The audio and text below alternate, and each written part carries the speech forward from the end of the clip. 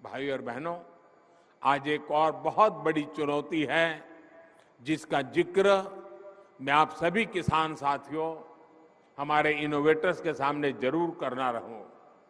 आत्मनिर्भरता पर इतना बल मैं क्यों दे रहा हूं और खेती की, किसानों की इसमें क्या भूमिका है, ये हम सबको समझ करके मिशन मोड में काम करने की जरूरत है। आज सबसे अधिक खर्च जिन चीजों को आयात करने में हमारा होता है वो खाने का तेल है, फर्टिलाइजर है, कच्चा तेल है।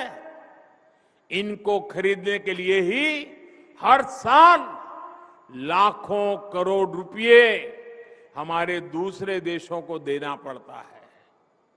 विदेशों में जब कोई समस्या आती है तो इसका बुरा असर हमारे यहां पर भी पड़ता है। अब जैसे पहले कोरोना आया, हम मुश्किलें झेलते झेलते दिन निकाल रहे थे, रास्ते खोज रहे थे।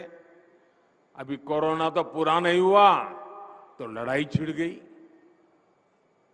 और ये ऐसी जगह जहां हम बहुत सी बातें वहां से खरीदते थे, जहां से ज्यादा हमारे पास जरूरतें थी वही देश लड़ाइयों में उलझे हुए हैं।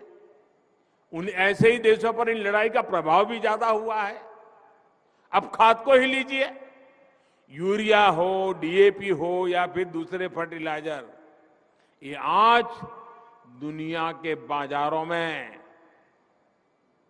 दिन रात इतनी तेजी से महंगे होते जा रहे हैं, इतना आर्थिक बोझ पड़ रहा है जो हमारे देश को झेलना पड़ रहा है।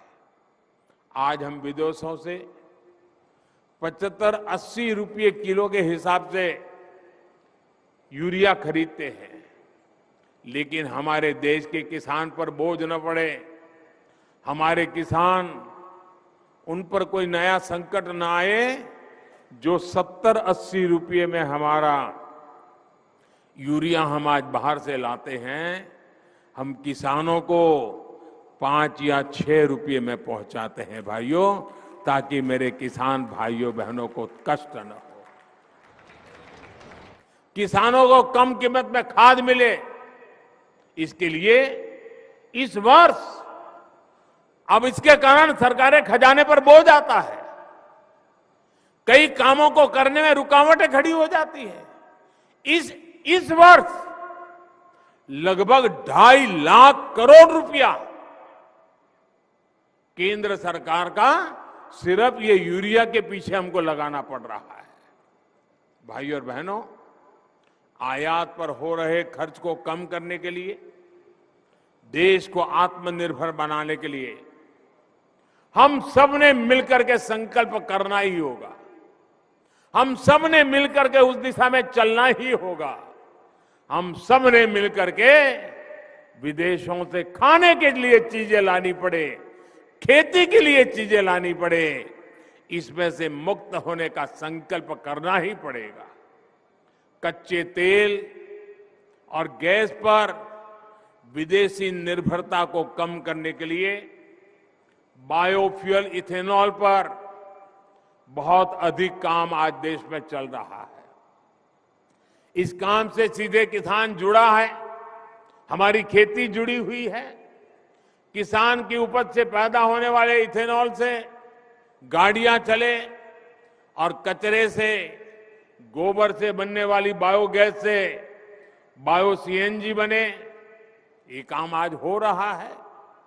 खाने के तेल की आत्मनिर्भरता के लिए हमने मिशन ऑयल पाम भी शुरू किया है। आज मैं आप सभी किसान साथियों से आग्रह करूंगा कि इस मिशन का अधिक से अधिक आप लाभ उठाएं। तिलहन की पैदावार बढ़ाकर हम खाद्य तेल का आयात बहुत कम कर सकते हैं। देश के किसान इसमें पूरी तरह सक्षम है। दालों के मामले में जब मैंने 2015 में आपको आह्वान किया था, आपने मेरी बात को सर आंखों पे उठा लिया था और आपने करके दिखाया था। वरना पहले तो क्या हाल था, हमें दाल भी विदेशों से लाकर के खानी पड़ती थी।